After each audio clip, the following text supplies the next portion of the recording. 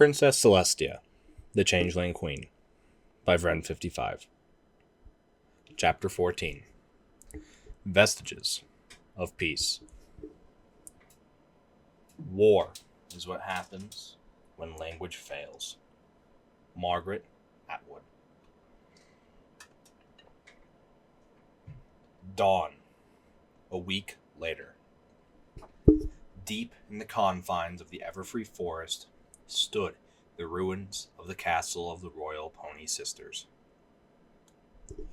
One catastrophic battle and 1,000 years of neglect had taken its toll on the once proud structure.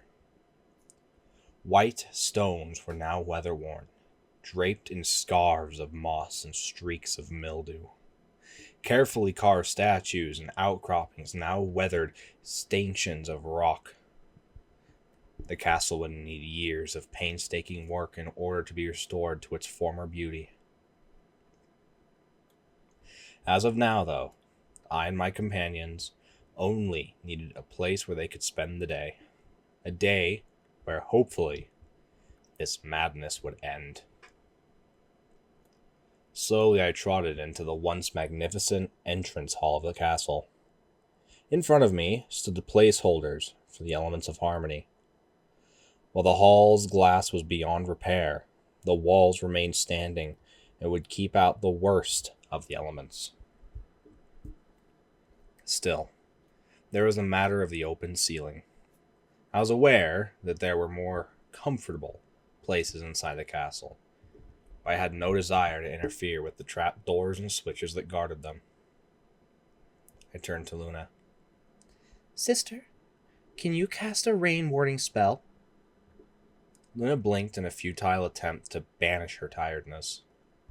With a sigh, the alicorn's horn glowed, and I saw the night blue barrier take the place of the hall's empty ceiling. It turned the bright orange dawn light into a comforting indigo. Thank you, Luna. You should go and get rest. Blue Blood, have the guards move our supplies here and then dismiss them. The presence of armed ponies will only antagonize Chrysalis, I ordered. My nephew saluted and trotted off to the guards waiting by our carriages. As Blue Blood and the guards busied themselves with unloading our provisions and equipment for the day, I circled the hall. My horn glowed as I slowly cast wards of detection and of protection. While I may not be able to differentiate between changeling and pony with these wards, at least I would be alerted to any unknown presence. Finishing with a ward of privacy, I trotted back into the hall and giggled at Luna, fast asleep in her moon-patterned sleeping bag. The guards were no longer around, and my wards no longer sensed them. Blue Blood must have dismissed them. I searched for my nephew and found him painstakingly trying to unfold a blue and white striped lawn chair. Princess, would you like some tea? Asked a shy voice. I glanced at the final member of our party. A teacup and a saucer balanced on her extended hoof. With a grateful smile, I took the teacup from Syndra, daughter of Chrysalis, my sister. The changeling whom I might be seeing very soon. My horn glowed as I double-checked the poison detection spells in my chest piece. I respected the little changeling, but I was not a fool. I would have to keep a close eye on her. Satisfied, I took a sip from the cup and savored the taste of Earl Grey. Thank you, Syndra. What is for breakfast? I inquired. The changeling jumped a bit as I addressed her. I was momentarily confused until I realized she was probably surprised at the sound of her own name. Immediately after that, she fell into routine, monotone of a castle servant. Our packed coffee breakfast consists of hot oatmeal seasoned with honey and cinnamon. For drinks, we have hot tea and coffee, all packed in thermoses. We do have a pancake mix and a frying pan, though we don't have any stove to cook it with, said Syndra. I gave my teacup and saucer to Syndra before trotting off to the exit of the hall. I'll light a campfire. You set up the picnic cloth and the cooking equipment. After a couple of branches, a ring of rocks to create a fire pit, and a simple fire spell, I had a nice, warm flame in the center of the hall. Satisfied, I turned to see Syndra with the frying pan in her house. Syndra, you don't need to disguise yourself any longer. You can use your magic, I said. The changeling cringed, but she shed her disguise. Now that I knew about her heritage, I began to see the family resemblance. Syndra had green lenses, the exact same shade as my sister's eyes. Her features were more graceful, less like a regular scout's, more like a queen's. Her horn was also longer than usual changelings. Quickly, I turned my attention away from Syndra and to the placement of the cutlery onto the picnic booth. It would not bode well from her to catch at me staring. The crackle of the fire and the slap of flipping pancakes filled the expanse of the throne hall. Pancakes began to pile up on the waiting plates. Although Syndra was initially unfamiliar with the process, she gradually fell into a routine. Gripped in her magic, the pan tossed out pancakes at a steady rate.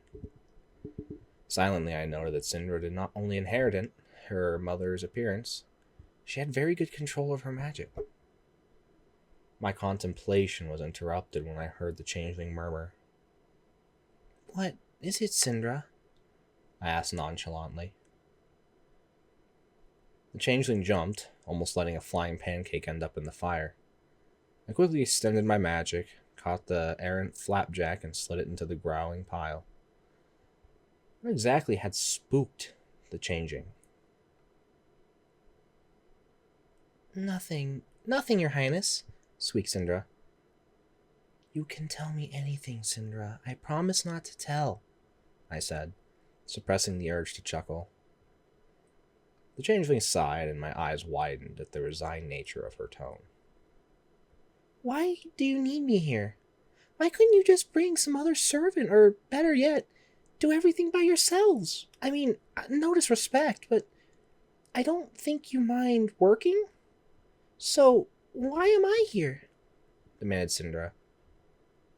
I frowned as I heard the bitterness in her voice, and felt the guilt and confusion emanated by her. There was something behind her question. Well, I mainly wanted to get to know you better. It's been a long time since I have spoken to a changeling, I admitted. Syndra glared at me warily. You just wish to get more information about my mother's hive, she replied. To be honest, the thought had crossed my mind, but I really just wanted to get to know you better, I said. You weren't going to take me hostage in front of my mother?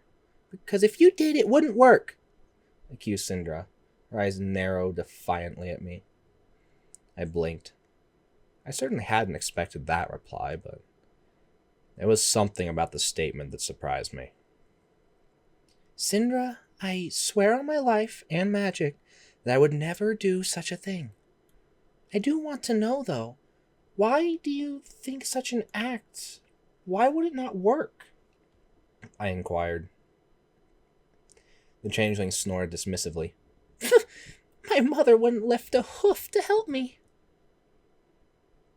Why wouldn't it? She obviously cares for you if she exiled you as opposed to executing you, I pointed out. Because when she finds out how much I've told you about the hive, she'll kill me, screamed Syndra. Her magic surged and the frying pan shot into the air and clattered onto the stone floor. I stood up surprised, my eyes searching for Blue Blood and Luna. Both were sound asleep. Oh, how convenient. Wouldn't your mother understand that you didn't have much of a choice? I reasoned. Syndra, normally demure and quiet, glared at me, her face stricken with anguish and guilt.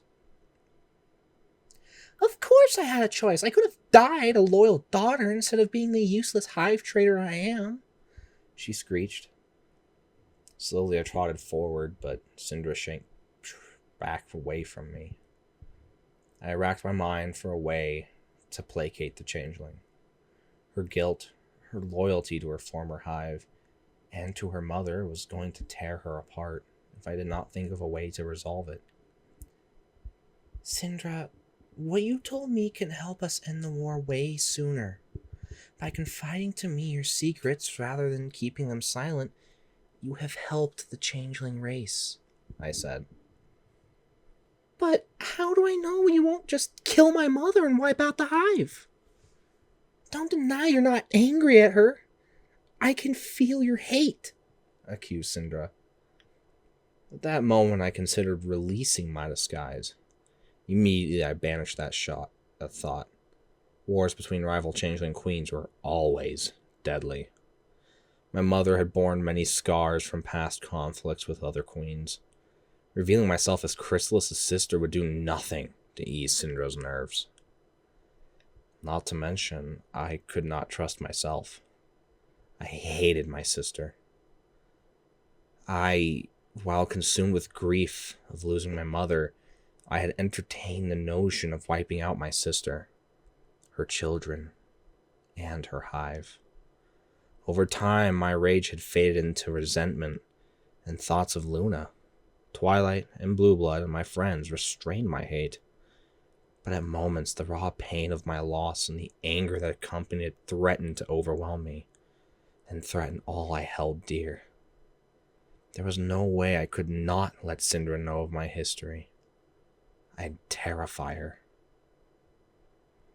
I admit I am angry at Chrysalis, but I promise you this, Syndra. I will never allow my anger to blind me. I know now that your mother attacked Canterlot because her hive was hungry. Syndra's eyes widened as I revealed the state her hive was in. Another hive had attacked Chrysalis' infiltrators, which caused a desperate love shortage. As one ruler to another, I can comprehend her desire to protect her subjects and the lengths she was willing to go for them. Your mother deserves to have her pleas heard and her changeling saved. This much was true. I was furious at Chrysalis for attacking my ponies. Yet, after long hours of reflection, I realized I could not truly hate my sister for it. She sincerely fought to save her changelings. It was not the best method, and I strongly questioned her for it. However, I could not say it was an unjustified act. After ruling Equestria for so long and seeing the lack of responsibility some monarchs and leaders had for their subjects, Chrysalis' decision wasn't so unreasonable. Do you really believe that, Princess? Or is this some fanciful lie you've concocted? Rasped Syndra. I leant closer to the changeling. A war between Equestria and your mother's hive will only harm my ponies as much as they will harm your mother's changelings. I will do myself everything in my power to prevent this war. Even if I have to teleport to the Badlands and speak to your mother myself. I sighed. Only if all possible options have been exhausted will I have my ponies defend myself from your mother's hive. As if the string holding her up had been cut, Syndra flopped to the ground like a broken puppet. I approached her cautiously and sat down beside her as she sobbed. Princess, thank you for giving my mother a chance. I know I'm just a weak hive trader who betrayed her hive, but if there is anything I can do to repay you for your mercy. Young hatchling, you are by no means weak or a hive traitor, I whispered. Syndra looked up at me, her lenses moist with tears. Using my magic, I levitated a hoofkerchief, which she accepted. While she wiped away her tears, I wonder what would have happened if I was in Syndra's position. What would I have done if my mother was Chrysalis? I'd have stubbornly said nothing and doomed my mother's hive. You helped me to ascertain your mother's actions were not done in normal circumstances, and gave me a way to safeguard my ponies. Not only that, the information and the infiltration procedures will prove remarkably useful to creating a lasting agreement that will allow a peaceful coexistence of the changelings and Equestria. The changelings can still remain a hidden race if the right measures are taken. It had been one of Luna and I's backup plans. An agreement for changelings to infiltrate equestrian society under set guidelines to collect love, but be a minimal interference to pony society. I couldn't have done it without the help Syndra had provided. The situation you have been placed in is incredibly difficult, young hatchling. I don't think I would have ever had the courage to do what you have done. Levitating several pancakes onto a plate, I dribbled maple syrup over them, stuck a fork on the top of the pile, and slid them in front of Syndra. Now eat up. We have a long day ahead of us. Syndra broke from my gaze and stared at the pancakes. Your Highness, I know I won't get full on these pancakes. You know that, said Syndra, a frown on her forehead. These pancakes are different? Now go and wash your hooves. I chuckled at the changeling's confused expression, but she obeyed me and went to wipe her hooves. As her back was turned, I pointed my horn at the pile of pancakes and infused them with some of my love, enough to keep my niece fed for some time. Syndra returned shortly and took a small bite of the pancake. To say that she was surprised was an understatement. Her eyes boggled as she savored the love in the food, and she glanced at me warily. Princess, did you do something to the pancakes? Demanded Syndra, her fork pointed at her plate. I think my eyes twinkled as I grinned at her. Perhaps I did. The changeling stared at me. What? I mean, Your Highness, how can you transfer and manifest love into physical objects? I thought only changelings could do that, said Syndra. It's a spell of mine, I lied smoothly before I sighed. Unfortunately, I can only transfer so much love. I may be able to alleviate your hive's food shortage, but only for a short while. That wasn't a lie. I did reign in as Equestria's ruler for 1,000 years, but raising the sun and moon had sapped most of the love I gathered. I still had a formidable reserve, but I was loath to use it unless it was an emergency. I doubted I could feed an entire hive for any extended period of time.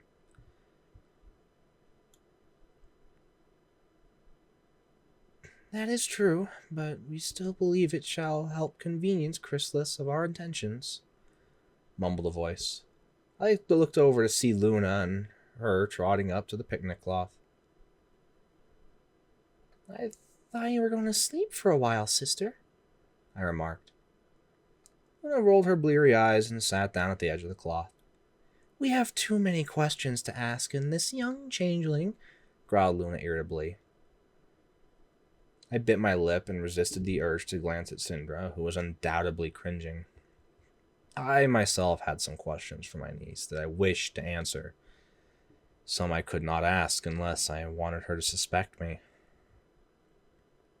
What do you wish to ask, Princess Luna? Stuttered Syndra.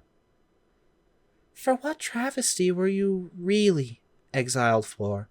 You lied to us earlier about your mission to the Dragonlands, said Luna coldly. Her voice was strained and wary, but the question seemed to cut through the changeling like a knife. For what? Princess Luna, can you tell me why do you need to know this? Asked Syndra. As Luna fixed her gaze on Syndra, I felt my skin prickle as the temperature in the hall dropped.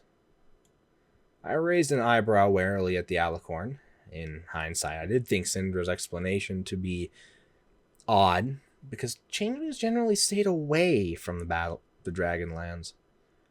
I didn't see the point in questioning Syndra about the subject, though. We wish to know how trustworthy you are. Do not try lying to us. It will not work. said the princess. I opened my mouth to reprimand the alicorn, but paused.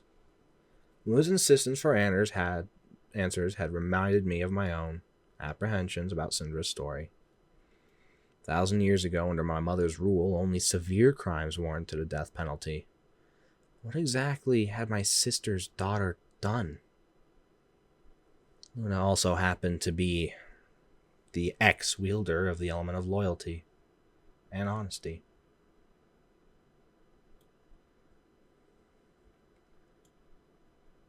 Princess, do you know of the 6 commandments of the Changeling Hive? Asked Syndra. Of course I knew. Mother detailed these laws and their purposes to my sisters and I on numerous occasions. But I shook my head while I chuckled inwardly. The clever little changeling was trying to test my knowledge of the changeling race. Truly, she was my sister's daughter. Syndra didn't appear disappointed that I had not fallen for her little trap and continued on. The first, obey your queen. The second, never deceive your hive mates. The third, all love is to be shared amongst your hive mates. The fourth, never show your true form in front of any other species. The fifth, anybody that sees your true form must be silenced if possible. The sixth, to always defend the location of your hive with your lives. I blinked as I realized why the changeling had been exiled. Although I never expected it was for that reason. Syndra's head drooped slightly as she stared at worn flagstones on the wall.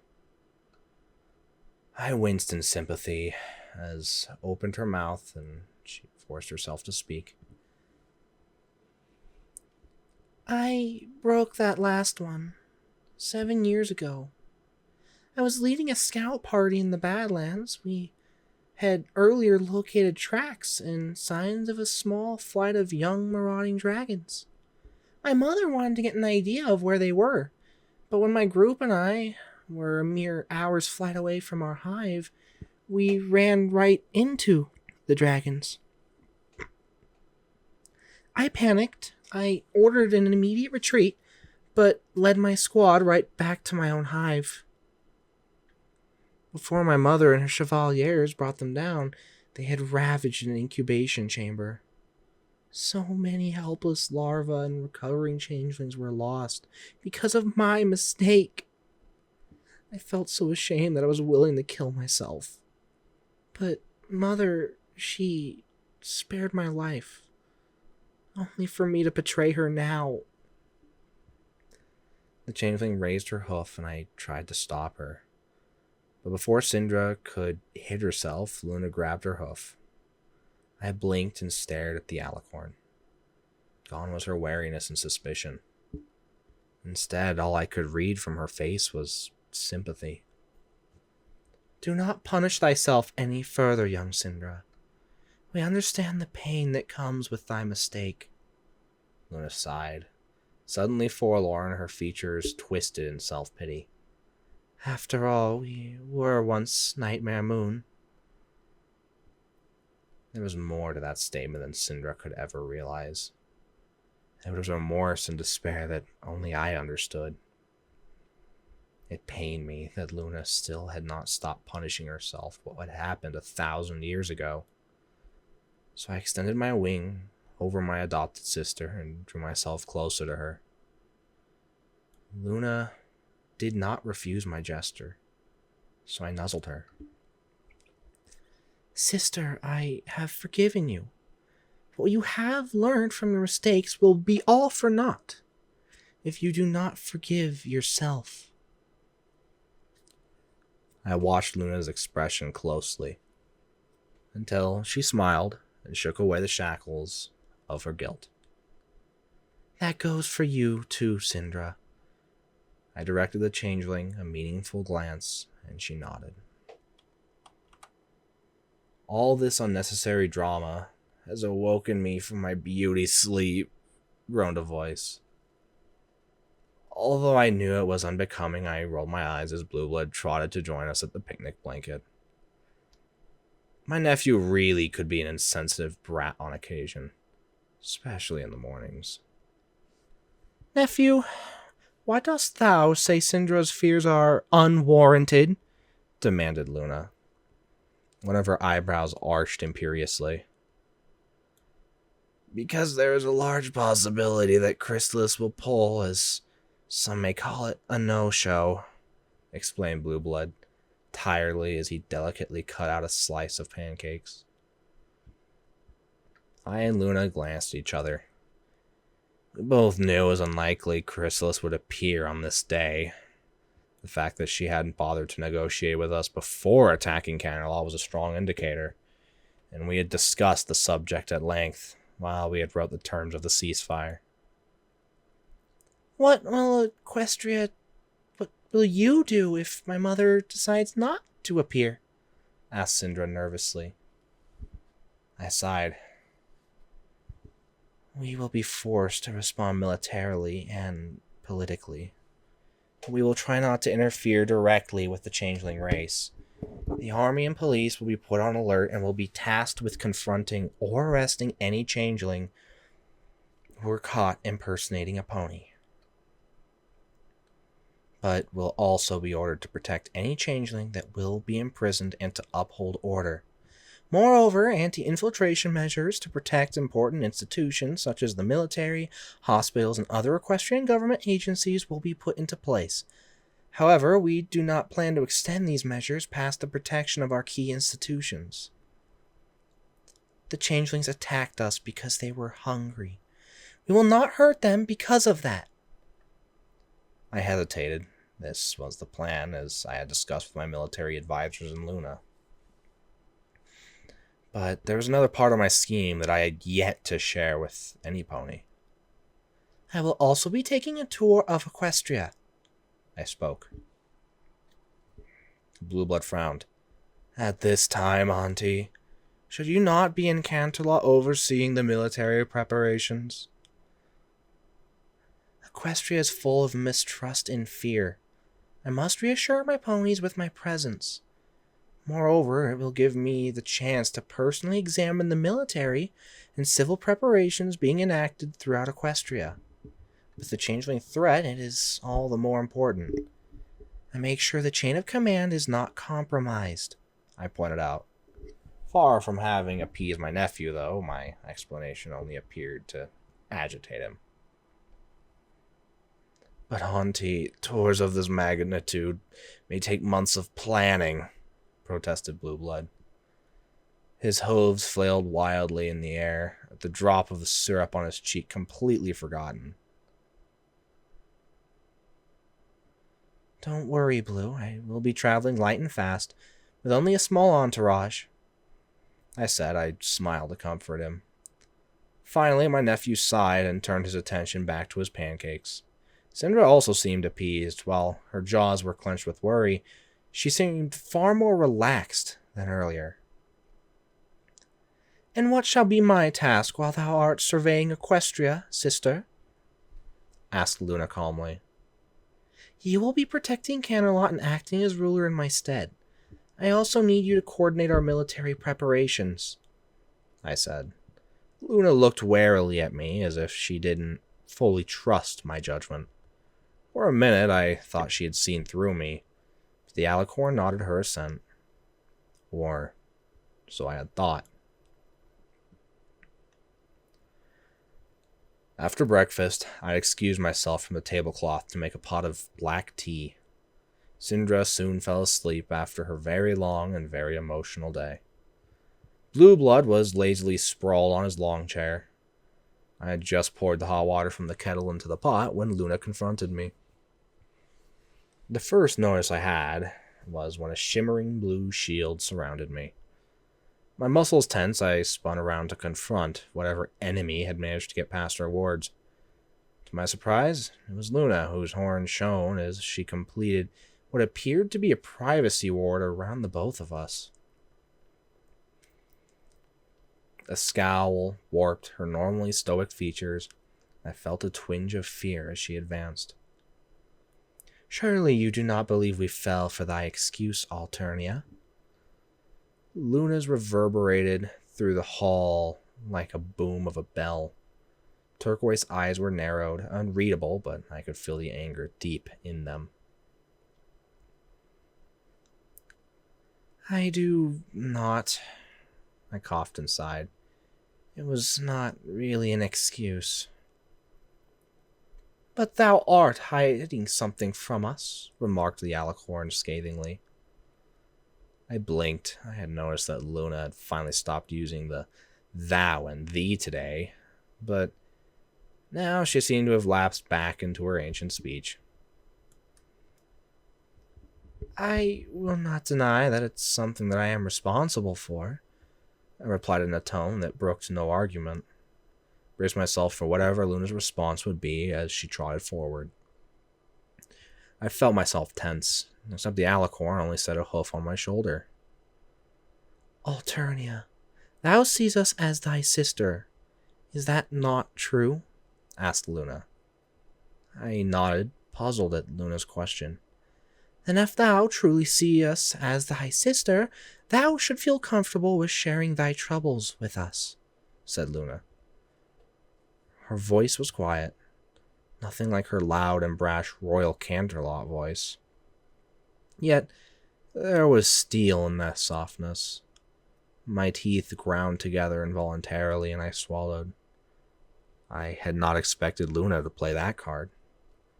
I felt my protective feelings for the alicorn freeze my brain, criticizing me for hiding my schemes from her.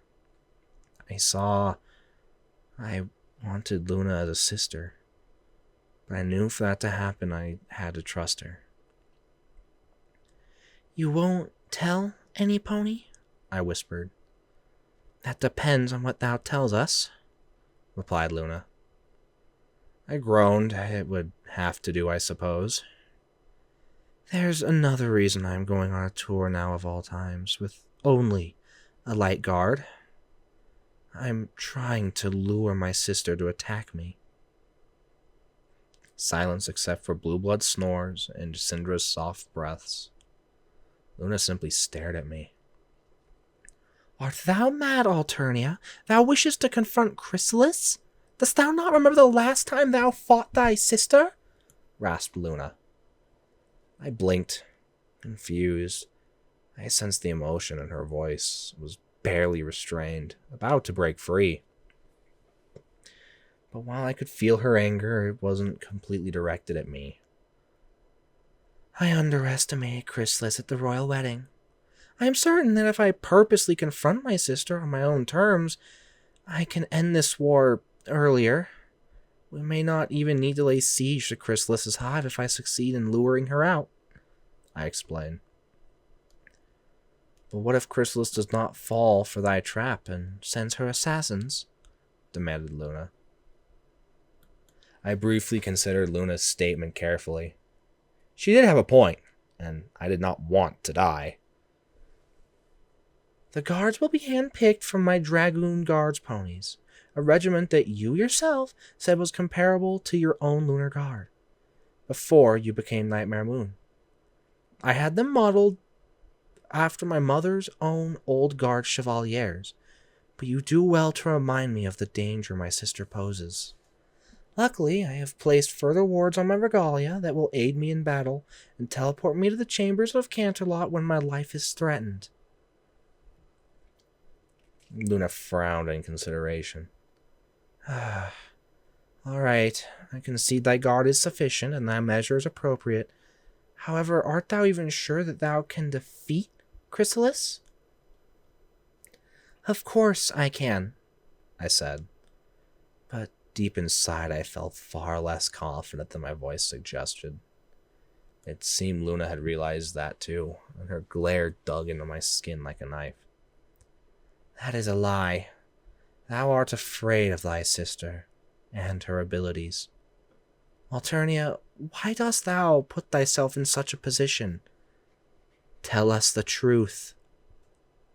A bitter, salty taste flooded my mouth, along with a flash of annoyance. I had bitten my lips so hard I had drawn blood. I turned from Luna and raised my hoof to wipe the blood from my mouth. Yet when I raised my hoof, I saw that It and my entire body was shaking. No matter how hard I tried to wrest for control of my body, I could not stop the tremors. I am not afraid, I whispered. I shut my eyes, exhaled, and inhaled, then let myself see once more. A scream tore itself from my throat as I saw my sister's spear speeding towards me. A sickening crunch cracked through the chamber as the spearhead buried itself into my stomach. All the while, pain seared through my stomach. I collapsed onto the ground, unable to move, paralyzed by pain.